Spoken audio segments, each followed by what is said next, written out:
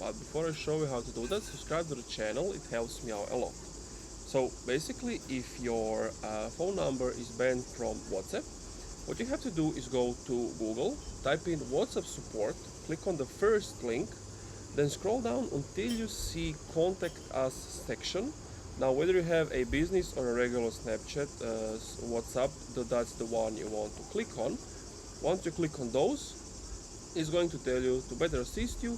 You can always contact them through your WhatsApp, but since you can't enter WhatsApp, just ignore this. Follow the on-screen instructions, give them your phone number, email address, confirm your email address, tell them what was the problem by clicking the drop-down menu, and enter your message. You can write something like, hey, my phone number was banned for unknown reasons, can you please help me get it back?